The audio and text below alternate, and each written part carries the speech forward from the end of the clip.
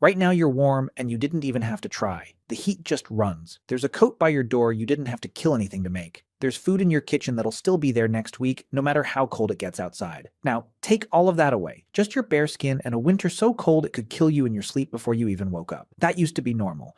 Not for one bad season. For hundreds of thousands of years, your ancestors lived through real ice ages, where giant sheets of ice covered whole continents and the cold could kill a person in a few hours. And somehow they made it. You're the proof. Every one of them lived long enough to pass life down to you, which means every single one of them won a fight against winter they couldn't afford to lose. So how did they do it? How does a soft, hairless animal that grew up in the African heat survive the coldest weather this planet has ever thrown at a human? That's what I want to show you. Because it's one of the best survival stories we have, and almost nobody knows how close we came to not making it at all. Let's be honest about what they were facing, because winter makes it sound like a cold afternoon and a campfire. It was nothing like that. The last ice age was worst around 26,000 to 19,000 years ago. Ice sat on top of Europe, Asia, and North America. The land was flat, frozen, and open, with nothing to stop the wind. Trees were hard to find. Food vanished for months at a time. And humans just aren't built for that. We come from warm places. Our bodies still act like it. We don't have thick fur. We don't have a fat layer like a seal. We can't slow our heartbeat and sleep through the cold like a bear. Take a person's clothes off in real cold and they've got hours, not days. The body shuts down, and that's the end. The animals around them were made for the cold. Mammoths had fur and fat. Cave bears could hibernate. Reindeer could just walk far away to somewhere warmer. Humans had none of that. On paper, we should have been one of the first things to die when it got cold. Wrong body, wrong place, worst possible time. But we had a brain that could plan and hands that could build the things our bodies were missing. That turned out to be enough. Just barely. There wasn't one trick that saved us.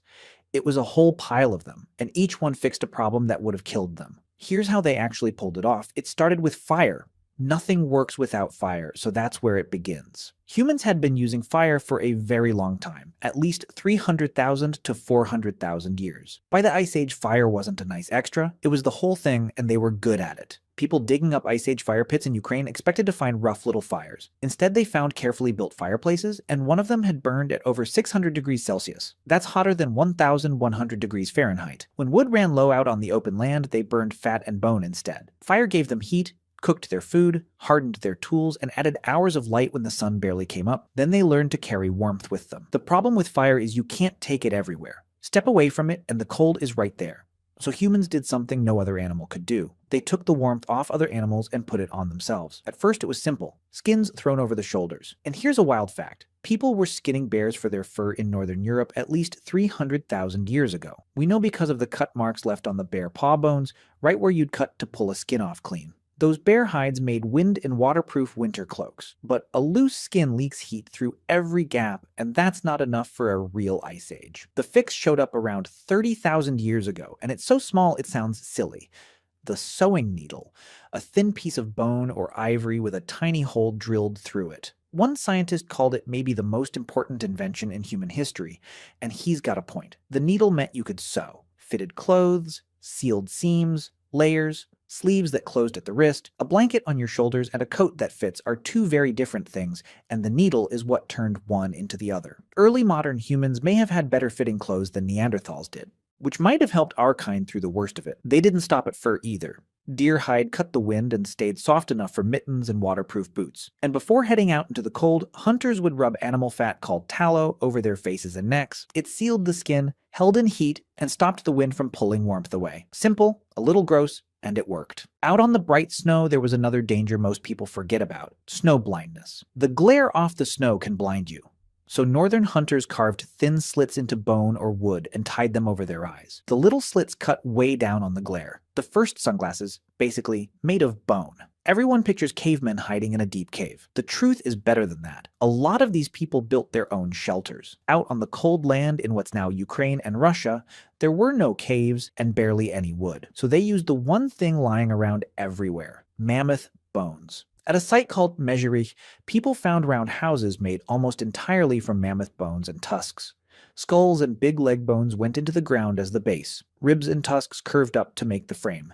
Hundreds of bones in just one house. They were sunk partway into the ground and packed with hides, moss, and earth, which held the heat well enough to keep a whole family comfortable. The biggest one is about 18,000 years old, right in the coldest part of the Ice Age, and the site looks like it was used again and again over hundreds of years. That's some of the oldest building we've ever found. People made homes out of giants, and the design was clever in ways you wouldn't guess. Many winter homes had a cold trap doorway with the door dug lower than the sleeping area. Cold air is heavy, so it sank down into the entrance and stayed there, while the warm air rose up to where the family slept. They figured that out tens of thousands of years before anyone wrote down how it works.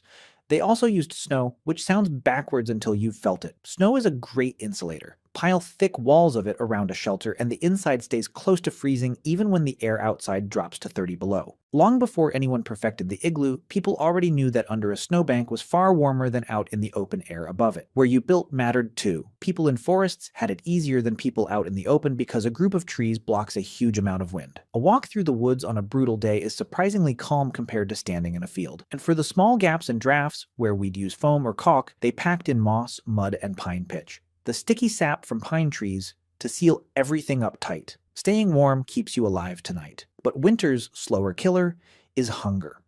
For months, there was almost nothing to gather and not much to hunt, so they got very good at saving food ahead of time. When they made a big kill, they didn't just eat it, they saved it. The cold did half the work, freezing meat after a hunt so it kept for later. They smoked meat, dried it into jerky, and kept dried fruit. They stored food in pits dug into the ground and in cool underground cellars where the earth kept it cold and safe through the winter. There's even evidence they weighed mammoth meat down and sank it in cold ponds to keep it fresh longer, like a natural fridge. None of this needed power or anything that could break. It couldn't go out like a freezer in a storm, and they wasted almost nothing. Every part of an animal got used. They were very good at squeezing every calorie out of a carcass, which is hard to picture in a world where we throw out half of what we buy. The hunting was organized too. At a spot in eastern France near a tall limestone rock, Ice Age hunters used fire and teamwork to push whole herds of wild horses and reindeer into a natural trap. Not once. For tens of thousands of years, the same place, over and over. Kill big, dry the meat, save it for the cold.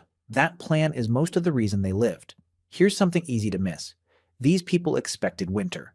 Their whole year was built around getting ready for it. We're the ones who get caught off guard. We just assume the power will come back on. And when a bad storm hits, we're surprised. They were never surprised. A huge part of their year was preparing, and they used each other. Way more people lived under one roof than we'd ever put up with in way less space, and that was on purpose. Body heat is a real heat source when you pack enough people close together.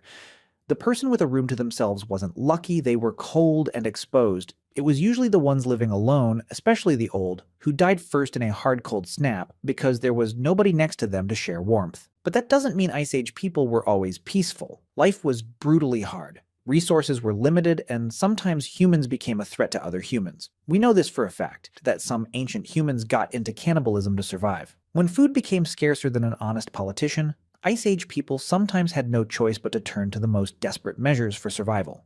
They also used animals for heat. In the worst winters in medieval Europe and Russia, peasants brought the livestock, cows and sheep, right into the bottom floor of the house. The animals gave off a huge amount of heat, and it rose up and warmed the family living above them. You basically lived on top of your own furnace, and the furnace was a cow. Sometimes the cold went so deep that people's bodies adapted. The Yagan people, at the southern tip of South America, lived somewhere freezing while wearing almost no clothes. To survive that, their bodies ran hotter than ours and made more heat from the inside. They also used a deep squatting position to rest, which tucked in their arms and legs and cut down how much warmth they lost.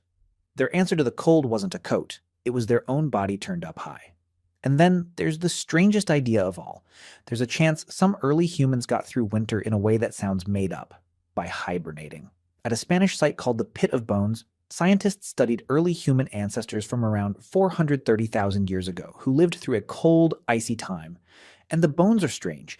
The damage in them comes in cycles, like clockwork, seasonal marks, growth that stops and starts, signs they weren't getting enough sun, teenagers with strange interrupted growth. It's the same pattern you see in animals that hibernate, when the body slows way down, stops eating properly, and starts feeding on itself. The scientists suggested that these people, without enough fatty food to get through a brutal winter, might have gone into caves and slowed their bodies down into a kind of deep sleep to wait it out. It's not settled. Plenty of scientists argue against it and say there are other reasons for that bone damage. We can't truly hibernate now, but the idea is strange enough that serious people are still arguing about it. So your ancestors sleeping through winter like bears isn't something we can just wave away. For hundreds of thousands of years, making it to spring was never a sure thing. Every winter was a test you could fail, and failing meant dying. Here's the part that gets me. In a couple thousand years, which is nothing on this timeline, we went from stacking mammoth bones into a house to tapping a button for heat. The deadliest thing our ancestors ever faced is now something we complain about on the walk to a warm car. We beat winter so completely that most people forgot it was ever a war we were losing.